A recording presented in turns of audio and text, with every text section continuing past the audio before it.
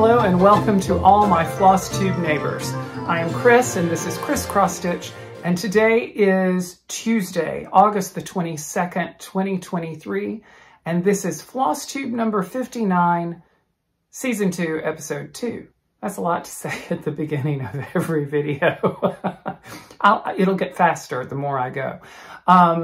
Thank you so much for choosing to stop by the neighborhood today and spend some time with me. If you are a new subscriber, and there are a lot of you, thankfully, welcome.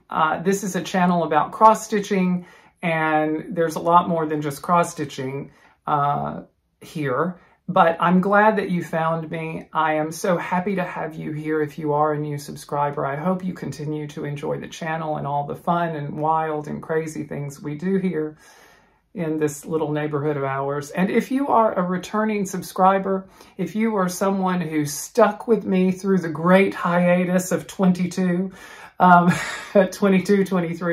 if you are one of those people who has been with me from the beginning, as I've said many, many times, you are like family to me, and I'm so glad to have you here. I have been so overwhelmed and humbled and just so thankful about the response to my comeback. Sounds so silly to say it that way, but you've just been overwhelmingly kind and supportive and thoughtful in all of your comments and all of your emails. So thank you, thank you, thank you. I like this community. I like the greater Flosstube community, and I like the community that we've built around this little channel. So welcome. I hope you have your stitching with you. I hope you have something to sip on or snack on. So without further ado, let's get started. So in thinking about how I'm going to do videos from now on, you know, I like to change things up. I like to keep it fresh, keep it real, as the kids say. I don't even know if the kids say that anymore because not a kid, very not a kid at all. Shady side of the hill. But in order to keep it fresh, I've been thinking about new segments and new things. You know, I like to do things in segments and have little features and what have you. Like I said, more than just cross stitch here. But one of the things that I'm going to do, I'm going to start showing, especially if you're a new subscriber, I think that you'll enjoy this so that you don't have to go and watch the bulk of the first year. I'm going to be bringing back little clips from the first year, here and there, in a segment that sometimes we're going to call Crisscross Stitch Year 1. Other times I'll just slip them in without you knowing, and all of a sudden my hair will change. And can we stop for a second and talk about the hair? So I had no idea when I was starting on this Flosstube saga that I would actually be documenting my hair growing out from, well, approximately here to down to here. And I don't know that I would ever have wanted there to be a video record of that process, because in some cases it wasn't pretty at all. And you're going to see one of the cases today in the very first video I posted. My hair was at a very strange length, and I turned at one point in profile, and I look like an armadillo or something. You know, with the not an armadillo. Armadillos don't have crests. What has a crest? I look like a molting rooster. That's the best I could come up with on the spur of the moment that was, you know, family friendly. It was bad. But anyway, enough. Just here's from the first video. On this, firstly, because I can't see it. I have to I have to wear my number 2, like these are 2.5 magnification. I look like Mr. Magoo. And I think I need like 3 times. I need better readers to do this. And I am not that old. But I have a big birthday this year, like a huge big birthday this year. I can see this, and I know you go over 2 threads. So, yeah, help. But that was not my best day, but it surely was a good day because it started off this journey, and literally it was spur of the moment. I had been thinking about doing a video for some time, and I was having a really down day that day. And I just decided to, you know, as Elizabeth Taylor used to say, pour myself a drink, put on some lipstick, and pull myself together. And I did that, and it was the beginning of it all. But let's get on to some cross stitching, shall we? So today is very exciting. I have several things to show you. The first is a refinish, and as you know, there's no reason why you can't refinish something. If you have something framed and you move across country and you realize that the frame does not go with your current decor, you can reframe that sucker. And I did.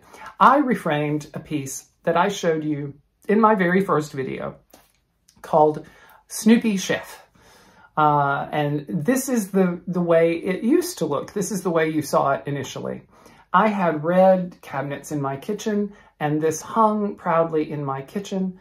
And now I have blue cabinets in my kitchen, and it just wasn't working. But Snoopy goes in the kitchen. This is from an Etsy store that is no longer in operation.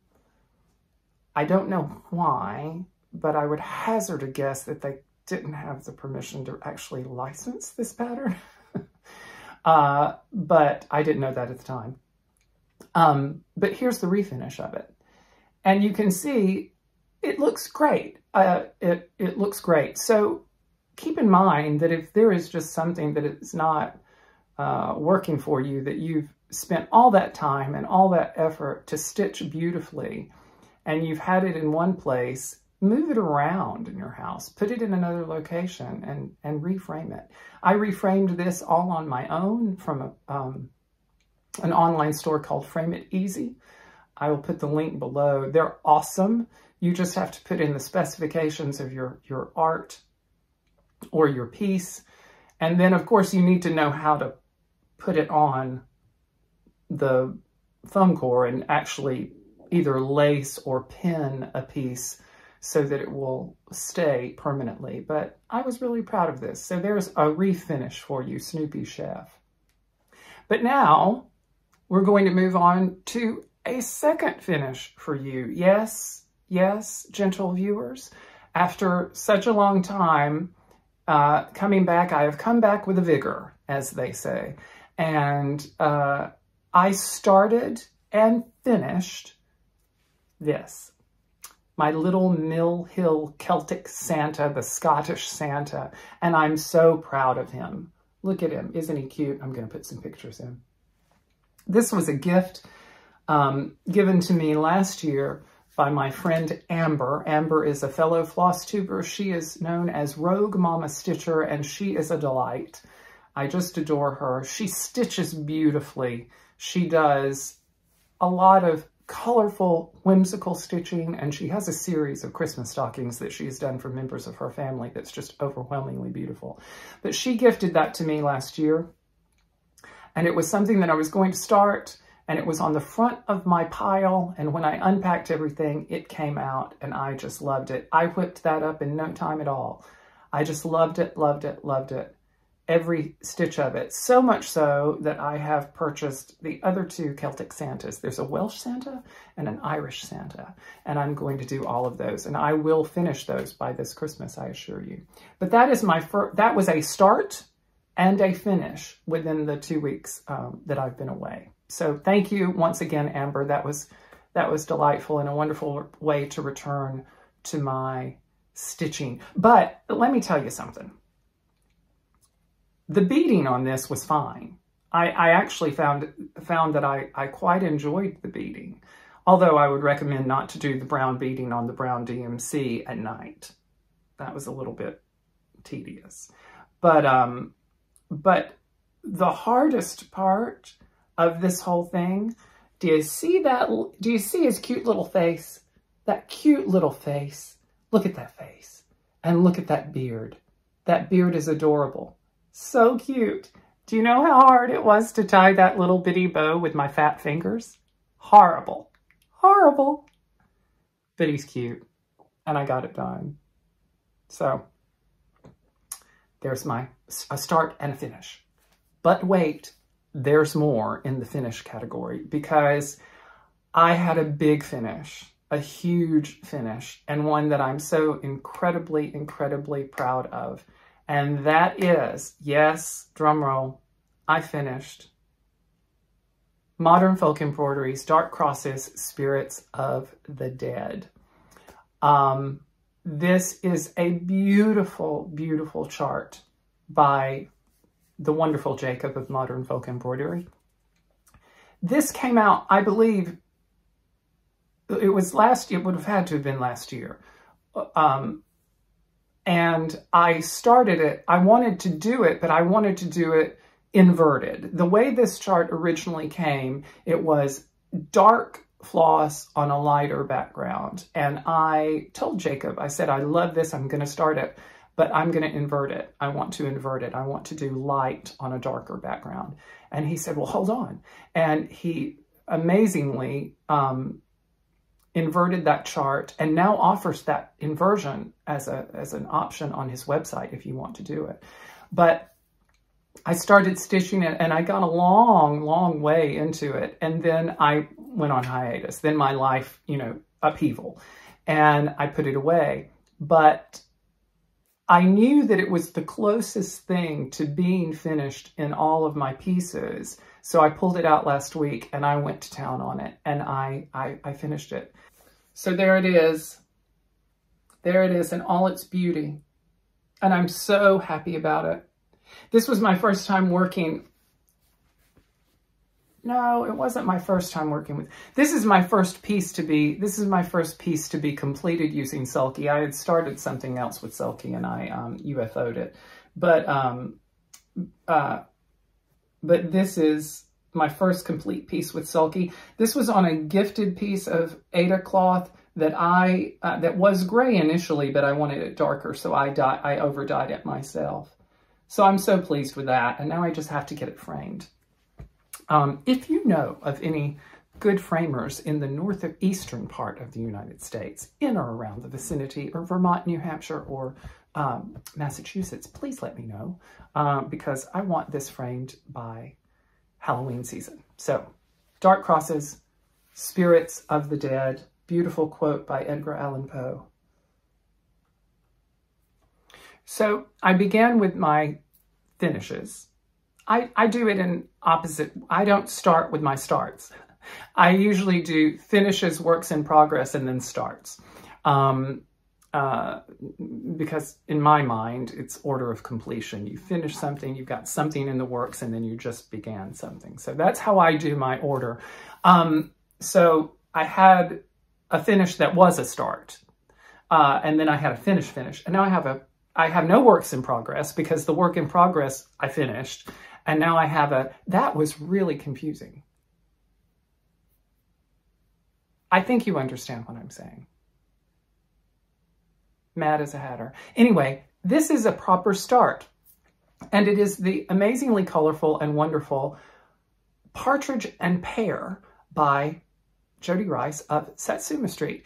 I loved stitching that little Celtic Santa so much. And I'm working towards a complete tree of cross stitching. I want to have my cross stitch tree one of these days. So I started Partridge and Pear, which is an older chart from Jodi Rice of Satsuma Street. I love Satsuma Street. You may remember I did the Wizard of Oz stitch along with them last year, and that is completed and hanging on my wall. Here's a picture of it. I love it. But I love the way she uses color. There's nobody more bold and brash with color in the most wonderful way than JODI at Satsuma Street. And this is her first, I believe this was the first series of Christmas ornaments in this kind of style that she did. And I went back and I want to do all of the 12 days of Christmas. So I had to go back and start at the beginning because I'm just that way. And, but I also, it came with the kit, the Partridge in a Pear. Oh, first of all, let me show you how far, this was my start last night. I did all this orange, color completed last night. There it is. I'll explain what those threads are to the side in a second. But it came with the kit. So I also got the Dear Santa, which is cute. Oh, glare, glare, glare. I also got Dear Santa. It came with Snow Buddy, which is a snowman. I think I'm going to do that one next. And then Candy Claus. These are cute. This is the first set of 4, and when I finish this one, I'll do the next set of 4 and go to the to Partridge in a Pear Tree, Second Day of Christmas, 2 turtle. I'll go to the turtle doves next. What these threads are, just so you know that I'm not horribly messy with my stitching. I've only stitched on perforated paper twice, and I learned something with my Celtic Santa, with my Scottish Santa. You can't see it because I've cut it out, and boy, that was tedious. But it's very difficult to run your thread or run your needle under your threads on perforated paper, I have found, because you don't want to tear the paper and you don't want to bend the paper either. I'm very meticulous and careful with things. So what I do with these, what I've learned to do, is something that I kind of pulled, a technique that I pulled from my stitching full coverage, is that when I get done with a thread, I carry it off to the side, knowing that that will be caught under another color, and then that will get trimmed off. So that's the way I anchor it. And I keep a little bit of slack because you don't want that last stitch wiggling out and getting loose. So after the next stitch is over it, you just pull gently on it. You get that last stitch taut, and then you clip it off when you've done enough stitches over it. And it works really well.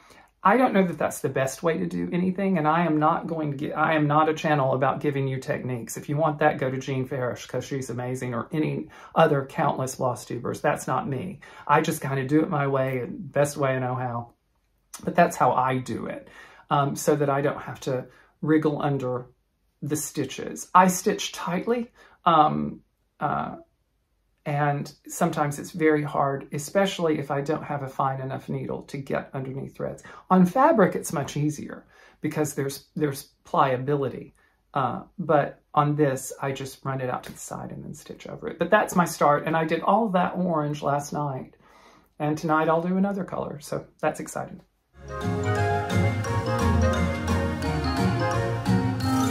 It's time for Story Time with Chris. This is a regular thing that I do. If you're new to the channel, this is where you'll get all the stories about growing up in Alabama. I'm originally from Northwest Alabama. You'll get stories about my life, my family. And I would say that this is probably the heart and soul of my channel.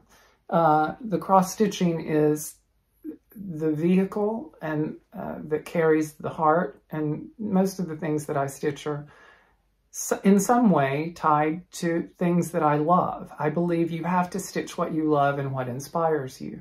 And almost every single piece, even the Edgar Allan Poe piece, has to do with an integral part of my life or childhood or psyche, persona.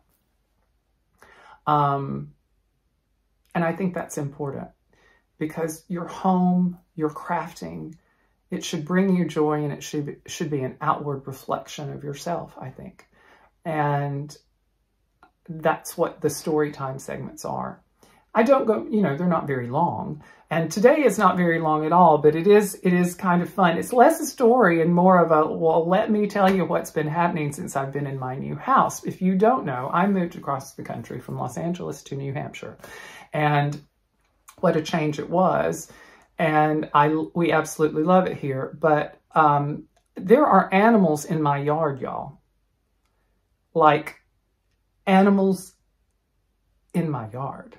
And so the very first, so far, this is what I've seen. We have wild turkeys here and they're right outside. The very first day I was here, I looked out the window and there were like 5 turkeys in my yard. And now listen, I grew up in the country in Alabama and I never had a wild turkey in my yard. At least not by choice. And, you know, I had wild turkey around me, but it was usually in a bottle. Anyway, so look at this. This is just, and to prove it, look, I took a video the other day. Watch. That's wonderful. So this is a family actually that has just started. We have several, almost every single day, but about 2 weeks ago, or maybe 3 weeks ago now, we started noticing that there's a family, and these, you can see the little turkey babies, turklets, chicklets. No, that would be a chicken. Turkey chicks. That sounds so weird. What are baby turkeys called? Turklets. Turklets. That sounds like a snack. I'm going to have a bag of turklets. Anyway, aren't they cute? So that's one type of fauna that we have in our yard. I've seen an adorable little fox, hunting chipmunks, but the most significant one that I have seen since we've been here has been, and I learned my lesson about bird feeders. So you're supposed to take your bird feeders in from, I believe it's April until October. And I did not think that that was necessarily a thing, because, you know, we have woods behind our house, but it's not super rural. Like, I'm in a kind of a residential suburb, but everybody has trees behind their house because, you know, we're in New Hampshire. So one morning, the bird feeder was on the ground and all of the bird seed was on the ground in front of it. And let me tell you, the turkeys and the birds took care of that within 3 days. I didn't have to clean up a thing. Those wild turkeys, they loved that. But I thought, oh my gosh, there's a bear. It's got to be a bear. So the bird feeder was empty, but I stood the bird feeder back. I just I put it back up and didn't think much of it. I thought, well, I'll take that in when I clean the garage out and I'll bring it back in, whatever. A few mornings later, I was making my bed and I just casually looked out the window and I saw approaching my bird feeder a huge black bear. Now, this was not a little cute cubby black bear. This was a big black bear. He was at least 4.5 to 5 feet long on all fours. And fluffy, and big. And he was coming for that bird feeder. And I was looking down at him. My bedroom is on a level above where the bird feeder was sitting. And I was transfixed. And he saw that there wasn't anything in it. He pawed at it a while. And then he just turned around and sauntered back into the woods. And later that afternoon, I took the bird feeder down. But in my, if I had been on the same level and that bird, he would have been 5 feet away from me. So I thought it was amazing. It was just amazing and a little bit scary, but wonderful. So I have animals in my yard, y'all. I know that wasn't a story with a great denouement or anything like that, but that's what's been going on. And I will update you more as I see more wildlife. It's like Mutual of Omaha's Wild Kingdom here, y'all. It's amazing. Oh my gosh, I forgot to tell you. And 2 baby deer. Look at this, look at this, look at this. This is the video of the baby deer playing in my backyard. Is that not adorable? And that's Pumpkin on the sofa there. You can see him there. And we were being very quiet filming this, and then Pumpkin sneezed and scared them away.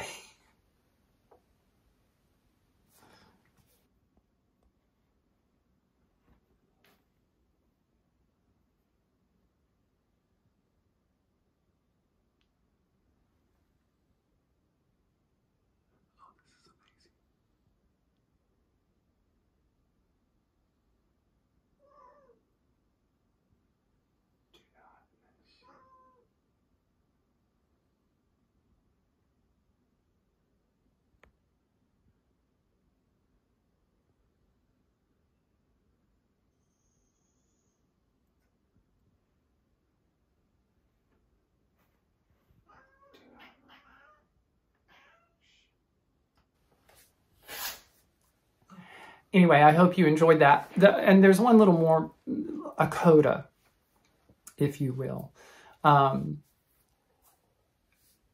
Many of you asked me last year about my mother. Yesterday was her birthday. If Mother was alive, she would be, I think, I'm not exactly sure. I think she would be just in her 70s, probably 72 or 3 by now. She is no longer with us. And but people have asked me, you know, you talk about all these people in your family and you don't mention your mother much. My grandmother raised me, and you will learn more about her over the course of this season, unless you know already about her from previous episodes. But one of the reasons that I've not spoken about my mother previously is that it's an interesting story. My mother and me and our life together and not together.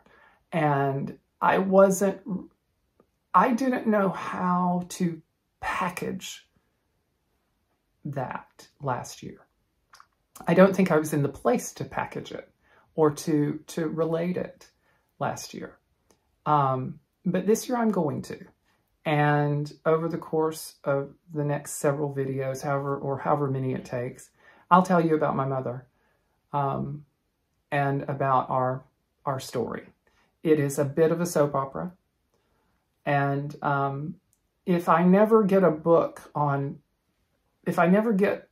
my book out of my head and on the page, this may be my living video memoir, this channel. So I think it should, you know, I'd like to tell that story to you, to all of you. Because through our stories, people live. And through our stories, we can relate to each other, and we can find the commonality among us all. And we can hopefully learn from and grow from and change from for the better from each other's stories. So anyway, I won't go on. I won't pontificate, but I'm going to talk more about my mother this year because yesterday was her birthday, and I thought that that was a nice synchronicity with my video coming out today. So more about Mom coming up later this season.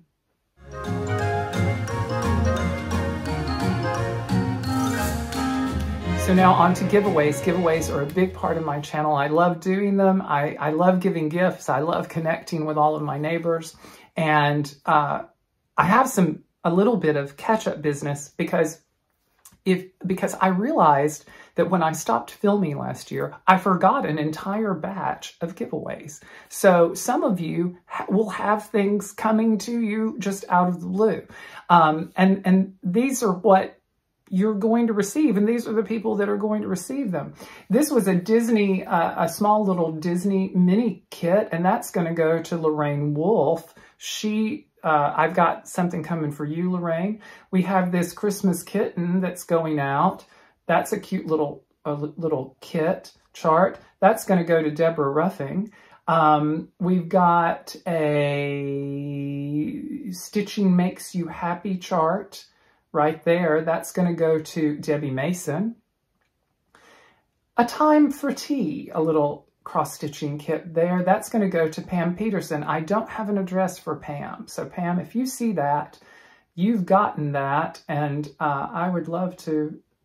Gotten. I hate that. That's so bad. You've received that, and that will come to you if you will send me your address. I also have things for Margaret H. and Kim H. that I will be sending. Those are some older ones that I didn't have those addresses for a long time, but they sent me the addresses, so you're going to get a giveaway too. But we have new giveaways this week, and they come from my dear friend, Annie, at The Proper Stitcher. Annie and I started our Flosstube channels at approximately the same time. I think she was a few ahead of me when I started, but we started around the same time and became friends almost immediately. And she's just had such an amazing trajectory. I'm sure many of you follow her. If you don't, please do. She's wonderful.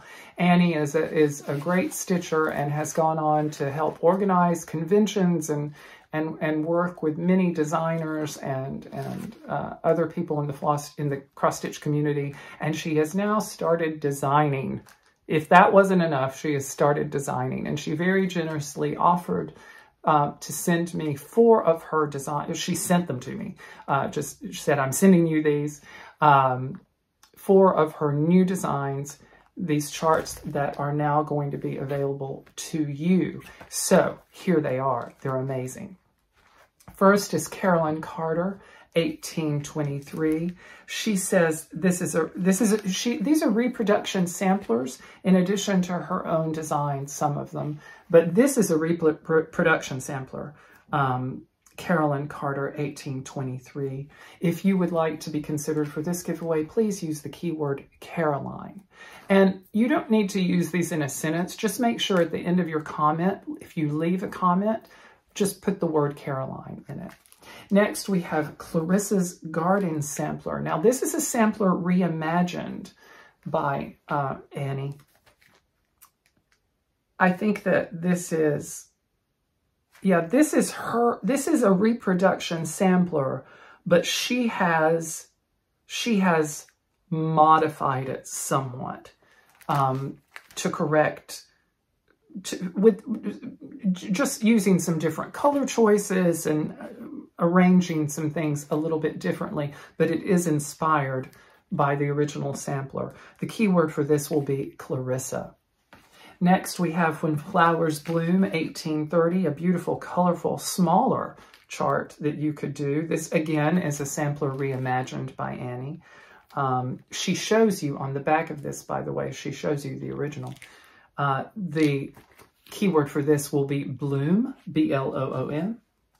And lastly, we have a very simple one, but very evocative one. I don't know why I love this one so much, partially because of the age. This is Zerish Andrus 1789, and this is a direct reproduction. The keyword for this is going to be Zerish. Now, watch that spelling, Z-E-R-E-S-H, Zerish. So thank you to Annie for her wonderful generosity, and congratulations to you, Annie, on your new endeavor. May it be as successful as all of your others, and I'm so tickled and proud for you. If you want to be considered for any of these, please be a subscriber to my channel, be 18 years of age so that I can ask for your address. Please like the video, and gosh, I'm out of practice. I can't. Oh, don't use the words giveaway or anything like that in your comments so that, yeah, so that you won't attract bots or whatever happens in the technical world when that occurs. So the proper stitcher for wonderful charts for giveaways this week. Lastly, we're going to wave at the neighbors. Waving at the neighbors is kind of new. It's what I'm calling my little shout out section. I want to shout out Chris R. of Sacramento, California. She has a Facebook group called For the Love of Stitches. That group meets monthly in Sacramento, California. They just had their 1-year stitch anniversary, and they're up to 130 members. So congratulations to you, Chris. Up in Sacramento, in my former home state of California. And congratulations to all that. And hello to all of you For the Love of Stitchers. A note regarding the emails in the comments section. I have been catching up on the emails that you have sent me over the past year. I think I've gotten to each and every one of them now. So if you do email me, I will do my best to write you back. Comment section, I'm going to stick to just hearts. I read every single one of them. It is the highlight of my week, reading your comments. I love the interacting with you. Please know that that a heart means I have read it. I do not heart something until I've read it. And I want you to know that I've seen it with my own 2 eyes. If you are a new subscriber, I will write you a welcome note. If you ask me a question, I will write back to you there. But a lot of my time last year was taken up by responding to you. And I felt so strongly that, and I still do, that that's an important part of our interaction. And I want to continue doing that. But I'm sure you understand it's just impossible to write everybody back and to give everybody the time that I think they deserve. So blanket, you're going to get a heart. No, that I have read it. I don't heart it until I've read it. So that's how we'll do things going forward. That's this week's episode. Thank you so much for joining me. I know that there are so many wonderful floss tubers out there, and I know that you have a choice when you fly Flosstube Airlines. So thank you for choosing Criss Cross Stitch. I really do appreciate it. I hope that you enjoyed today. I can't wait to see you in a couple of weeks. I hope that you have 2 wonderful weeks wherever you are. If you're on the West Coast drying out from the rain, or if you're in the middle of the country sweltering in the heat, I wish you peace and coolness and dryness, whatever you need. I hope that you can receive it. I wish you happy stitching. And until next week, no, until 2 weeks from now, please take care and bye-bye.